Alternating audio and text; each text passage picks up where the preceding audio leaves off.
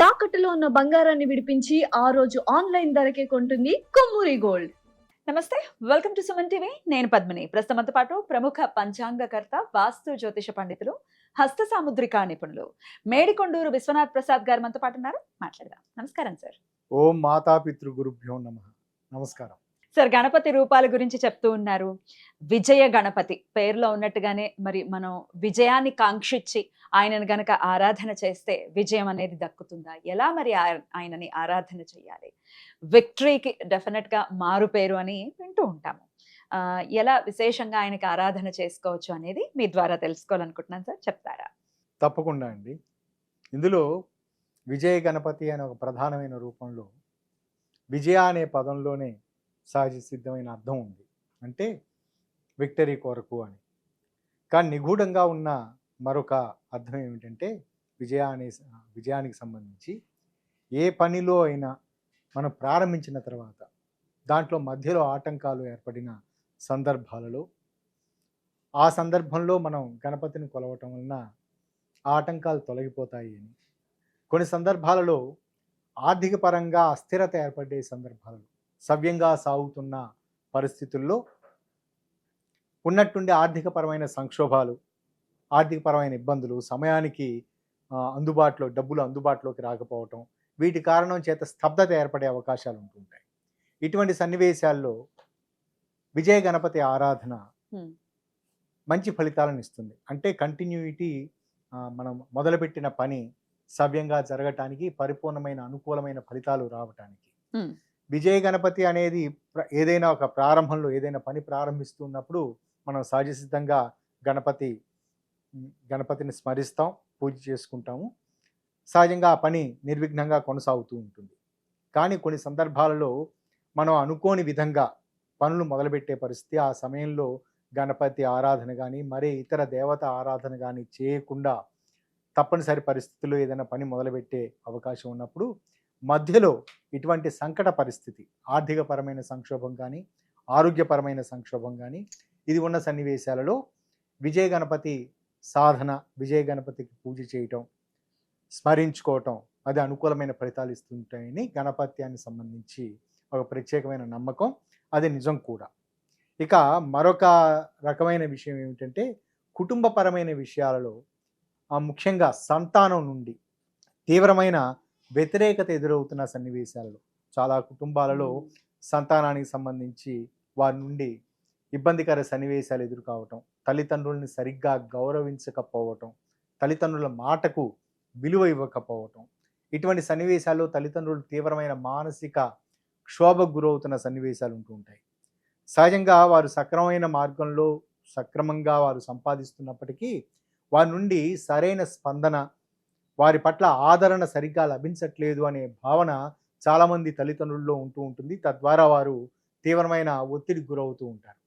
ఇటువంటి సన్నివేశాల్లో కూడా విజయ గణపతికి సంబంధించి పూజ చేయటం ఇది అనుకూలమైన ఫలితాలను ఇస్తుంది. ఇందులో మనం సహజంగా విజయానికి సంబంధించి ఏదైనా చేసినప్పుడు దాన్ని వేడుకలు చేసుకునే సన్నివేశాల్లో, అంటే గృహప్రవేశం చేస్తూ ఉన్నాము, గృహప్రవేశానికి సంబంధించి వేడుకలు ప్రారంభానికి సంబంధించి మనం ఒక మంచి గుమ్మడికాయను కొడుతూ ఉంటాం, అలా చేస్తూ ఉంటాం కదా. అలానే ఏదైనా ఒక ప్రారంభానికి సంబంధించి గుమ్మడికాయతోటి మనం దిష్టి తీసి చేస్తూ ఉంటాం. దసరా పండుగప్పుడు గుమ్మడికాయతోటి చేస్తూ ఉంటాం. కాబట్టి ఇక్కడ విజయ గణపతికి సంబంధించి కూడా పూజా విధానం, చేసే విధానం ముఖ్యంగా మంచి గుమ్మడికాయకి సంబంధించి దాన్ని మిగతా సన్నివేశాల్లో మంచి గుమ్మడికాయని పగలగొట్టి పూజ చేసే విధంగా ఉంటుంది. ఇక్కడ ఆ విధంగా ఉండదు. గణపతికి సంబంధించి గణపతి రూపాన్ని సహజంగా అన్ని వీడియోల్లో వివరించినట్లుగా గణపతికి సంబంధించిన ఏ రూపం తీసుకున్నా అది మట్టితో చేసిన వినాయక ప్రతిమను తీసుకొని ఆ ప్రతిమని మిగతా సన్నివేశాలలో మనం దాని తగ్గట్టుగా ఒక ప్రత్యేకమైన పీఠం మీద పెడుతూ ఉంటాం, పెట్టి ఆరాధన చేస్తూ ఉంటాం. ఇక్కడ విజయ గణపతికి సంబంధించి పనులు ప్రారంభించే సన్నివేశాలలో పనులు ప్రారంభించుకుంటూ ఉన్నప్పుడు ఈ మంచి గుమ్మడికాయ మీద తొడిమ కొంచెం తీసేసి ఆ గుమ్మడికాయ మీద కొంచెం నువ్వులు వేసి, మన నల్ల నువ్వులు కొంచెం వేసి దాని మీద గణపతిని మన సహజ సిద్ధంగా మన బయట దొరికే మట్టి గణపతి విగ్రహాన్ని పెట్టి వారికి పసుపు వర్ణంతో ఉండే ఏదైనా వస్త్రాన్ని కప్పి సహజంగా అన్ని గణపతులకు సంబంధించి చేసే పూజా విధానంలో లాగా ఇక్కడ కూడా గరికతోటి పూజ చేయటం ప్రారంభించుకున్నప్పుడు అది అనుకూలమైన ఫలితాలను ఇస్తుంది. ఇది మొదట ఏదైనా పని ప్రారంభిస్తూ ఉన్నప్పుడు, అంటే వ్యాపార విజయానికి సంబంధించి లేదా ఆర్థికపరమైన విషయాలలో అనుకూలతల గురించి, విద్యా సంబంధిత విషయాల గురించి, వీటన్నిటికీ ఇది అనుకూలమైన ఫలితాలను ఇస్తుంది.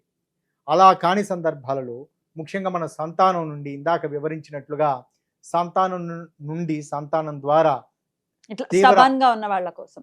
తీవ్రమైన క్షోభను ఎదుర్కొంటున్న తల్లిదండ్రులు వారి నుండి మ్. ఉపశమనం వాటి ఆ ఇబ్బందికర సన్నివేశాల నుండి ఉపశమనం పొందటానికి, పిల్లలతోటి పునఃసఖ్యత ఏర్పడటానికి, దూర ప్రాంతాల్లో నివసిస్తున్న సంతానం వారి క్షేమం కొరకు మ్. చేయటానికి, అద్భుతం. వీటన్నిటికీ ఈ విజయ గణపతి అనేది చక్కగా ఉపయోగపడుతుంది. కానీ ఇక్కడ పూజించే విధానం మరొక రకంగా ఉంటుంది.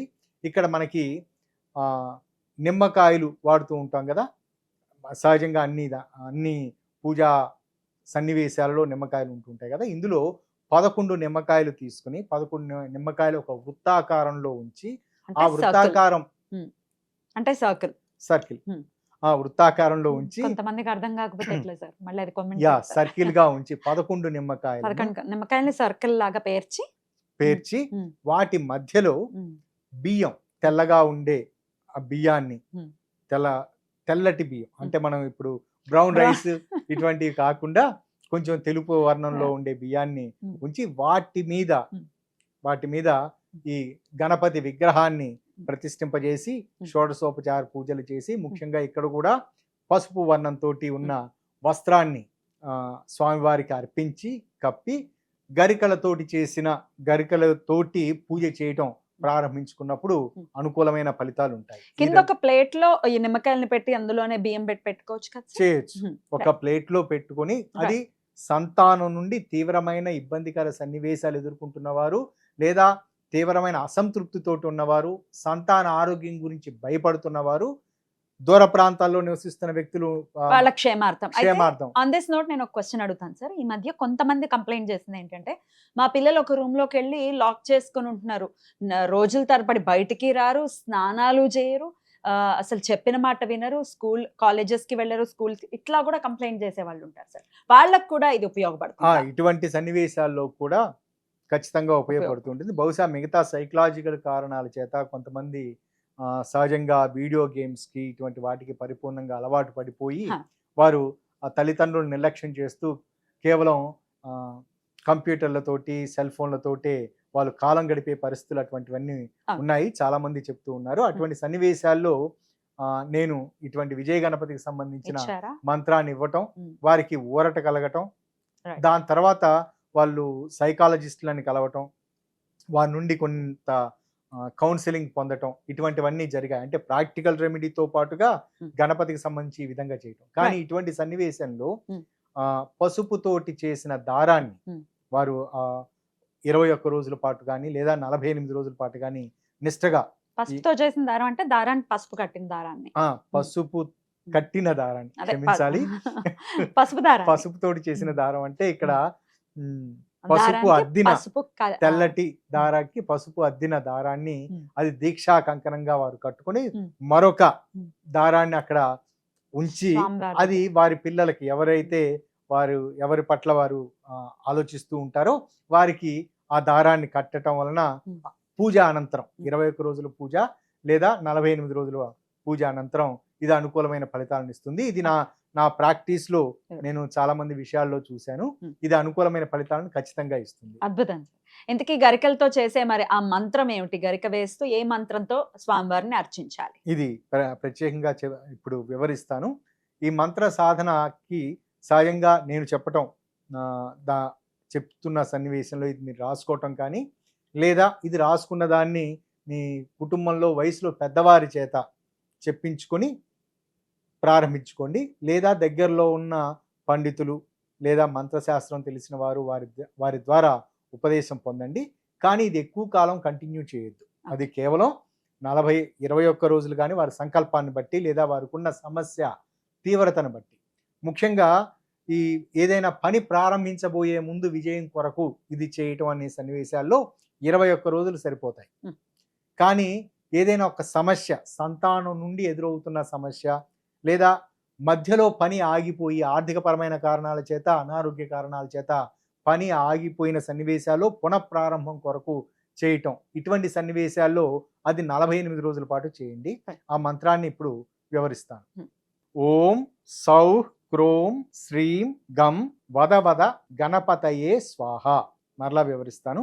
ఓం సౌ క్రోం శ్రీం గం వద వద గణపతయే స్వాహ. ఇది 16 బీజాక్షరాలు ఉన్న మంత్రం.